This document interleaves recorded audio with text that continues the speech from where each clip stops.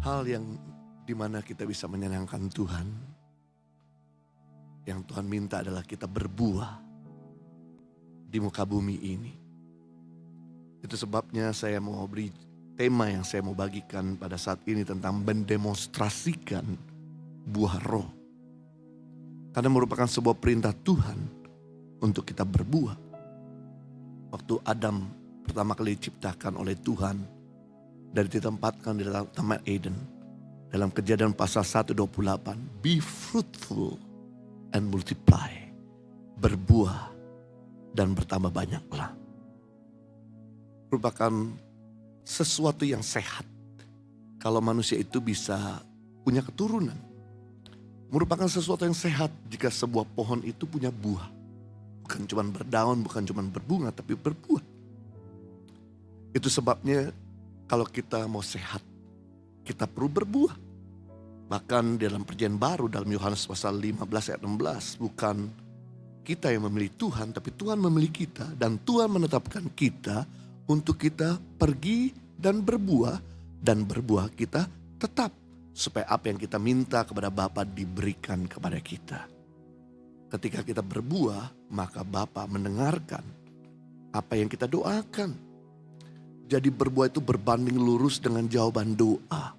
Semakin kita berbuah, semakin dekat dengan jawaban doa. Semakin kita tidak berbuah, semakin kita jauh dari jawaban doa. Itu sebabnya dalam Matius pasal 21, 18-20 ketika Tuhan Yesus sedang pagi hari perjalanan dari Betania menuju kota Yerusalem, dia berjumpa dengan pohon ara yang berdaun lebat tapi tidak ada buah. Karena tradisi daripada pohon ara itu dia berbuah dulu baru berdaun. Beda dengan pohon-pohon yang lain di mana berdaun dulu baru berbuah. Jadi dalam pandangan Yesus bahwa ketika ada daun pasti ada buah. Ketika Yesus mencari tidak ada satu buah, bahkan kuncupnya pun tidak ada. Langsung Yesus berkata, mulai saat ini kamu tidak berbuah lagi. Kamu tidak lagi hidup. Seketika itu juga rontok daunnya dan pohon itu menciut menjadi pohon yang kering seperti tangkai yang tidak ada gunanya sama sekali. Bahkan juga merupakan dalam Lukas pasal 13, Yesus memberi juga sebuah perumpamaan. Ketika ada pohon ara yang tidak berbuah, lalu tuannya berkata kepada pegawai untuk tebang. Namun pegawai berkata, beri kesempatan dalam tahun ini untuk saya urus pohon itu. Siapa tahu dia berbuah dalam tahun depan. Toh kalau sampai tahun depan tidak berbuah silakan Tuhan tebang. Saya gak mau kita ditebang, saya gak mau kita disingkirkan, saya gak mau kita diasingkan. Itu sebabnya penting untuk berbuah karena tidak ada pembelaan dari Tuhan kalau kita ini tidak berbuah.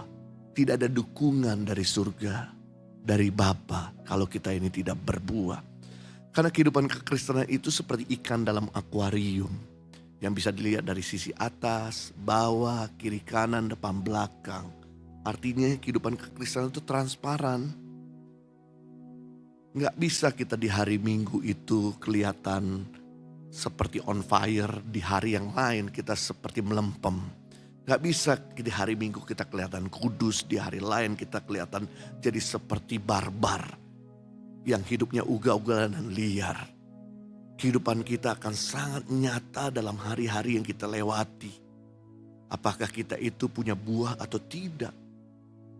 Nah, itu sebabnya penting untuk kita berbuah. Nah, apa itu buah roh? Galatia pasal 5 ayat 22 dan 23. Inilah buah yang Tuhan kehendaki kita miliki. Tetapi buah roh ialah kasih, sukacita, damai sejahtera, kesabaran, kemurahan, kebaikan, kesetiaan, kelemah lembutan, penguasaan diri. Dan tidak ada hukum yang menentang hal-hal itu.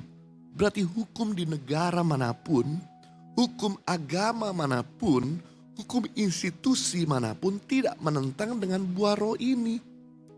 Mereka mendukung untuk rakyatnya, untuk umat yang memiliki buah roh. Wow, ini merupakan menjadi karakter utama Tuhan yang Tuhan inginkan untuk kita miliki juga. Supaya hari-hari kita tidak munafik, supaya hari-hari kita jadi berkat, supaya hari-hari kita memuliakan nama Tuhan. Nah, saya mau bagikan ada dua hal. Bagaimana untuk membuat kehidupan kita itu bisa mendemonstrasikan buah. Yang pertama, untuk kita bisa mendemonstrasikan buah roh didemonstrasikan karena terhubung dengan sumber, dengan pokoknya, atau yang saya sebut dengan connection. Ketika ranting nempel sama sumber atau pokok, maka ranting itu akan berdaun, ranting itu akan berbunga, ranting itu akan berbuah. Ranting bicara kita, pokok bicara Tuhan. Ketika kita melekat sama Tuhan, ranting gak perlu ngemis-ngemis, gak perlu minta-minta. Maka secara otomatis karena dia nempel pasti berbuah. Kenapa kita gak berbuah? Karena kita disconnected. Karena kita tidak terhubung dengan sumber. Makanya kita masih emosional, makanya kita masih kikir, makanya kita masih boros, makanya kita masih gak bisa lemah lembut, makanya kita masih gak ada sukacita. Sebab kalau kita nempel, gak usah kita paksa-paksa. Secara otomatis pasti ada kasih, ada sukacita, damai sejahtera dan lain sebagainya. Nah, sama seperti HP, kita beli handphone baru. Kalau gak ada SIM card, maka handphone itu gak bisa digunakan sama sekali. Walaupun kita bisa ketik kalkulator, walaupun kita bisa ketik bikin catatan, tapi gak bisa menghubungi orang lain sampai dia dimasukkan sebuah SIM card atau terhubung dengan wifi. Maka dia akan berfungsi sebagai handphone sebagaimana mestinya. Yohanes pasal 15 ayat 4. Tinggallah di dalam aku dan aku di dalam kamu, kata Tuhan. Sama seperti ranting tidak dapat berbuah dari dirinya sendiri kalau ia tidak tinggal pada pokok anggur.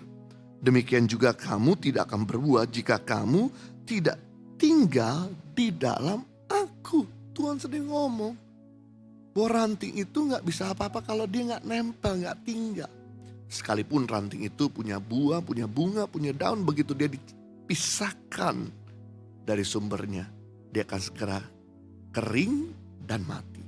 Sebaliknya, sekalipun ranting itu tidak ada buah, tidak ada bunga, tidak ada daun, tapi kalau dicangkokkan segera dia akan berbuah, segera dia akan berdaun. Nah, mungkin Anda merasa gak punya pendidikan yang tinggi, Anda merasa dikucilkan, Anda merasa Anda seperti saat ini tidak punya lapangan pekerjaan. Ayo, nempel sama sumber, melekat sama Tuhan, maka cepat atau terlambat Anda akan berbuah.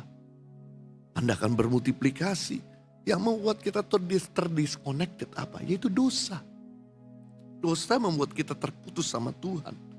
Ketika Adam dan Hawa dalam hidupnya di Taman Eden begitu maksimal sekali bisa menyebut nama-nama hewan, tapi saat dia makan buah yang dilarang oleh Tuhan, saat itu juga maka yang terjadi terdisconnected. Sehingga Adam yang tadinya produktif jadi tidak lagi produktif. Yang tadinya sehat jadi tidak lagi sehat. Yang tadinya berkecukupan jadi tidak berkecukupan. Hidup ini udah susah. Jangan ditambah susah karena perbuatan bodoh kita. Itu sebabnya penting untuk kita tetap terkonek. Jangan izinkan untuk kita terputus. Jangan izinkan untuk dosa hadir. Kalau saudara saat ini hidup dalam dosa, pasti itu seperti lingkaran permasalahan. Sakit penyakit tidak berkesudahan, permasalahan tidak berkesudahan, ada masalah gak ada kekuatan untuk mengatasinya. Tapi kalau kita terkonek sama Tuhan, semua boleh ada masalah, tapi ada kesukacita, ada damai, ada kekuatan yang membuat kita bisa menopang kehidupan ini. Yang kedua, bagaimana kita mendemonstrasikan buah? Buah didemonstrasikan lewat aliran air atau flow. Pertama lewat connected, yang kedua lewat flowing. Seperti di mana pohon itu dari akarnya menyerap air. Lalu akar itu mengalirkannya ke batang. Batang mengalirkannya ke ranting. Ranting kemudian menghasilkan buah. Akar itu gak nyimpen sendiri air. Dia gak makan air sendirian. Dia salurkan kepada pokok. Pokok salurkan kepada ranting. Ranting kemudian hasilkan buah. Dan apa yang terjadi? buah bisa dinikmati sama makhluk hidup. Kalau pohon itu berbuah, lalu kemudian buahnya disimpan untuk diri sendiri, maka buahnya jadi busuk. Tapi yang terjadi kalau buah itu dipetik, maka dia akan menghasilkan buah yang baru.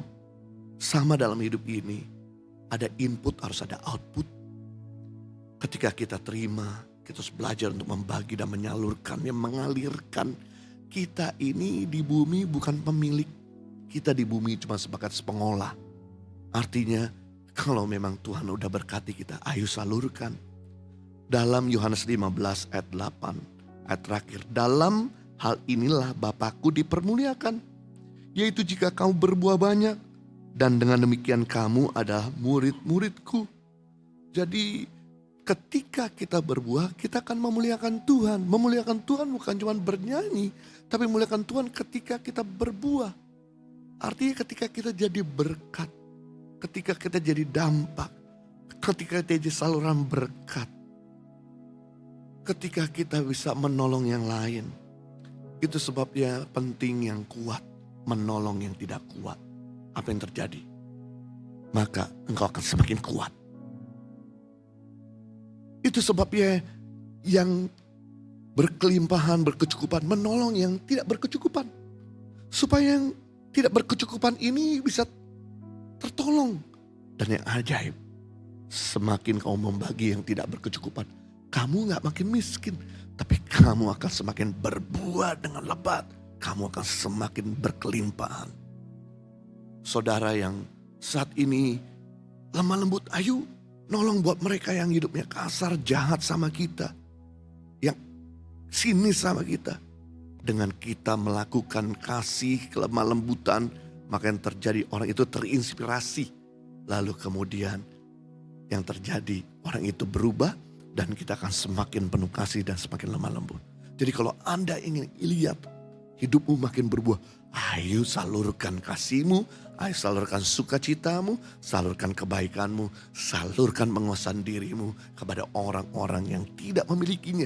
Maka orang itu terinspirasi, orang itu akan tertransfer dengan buah roh dan kamu akan semakin kuat memiliki buah roh itu.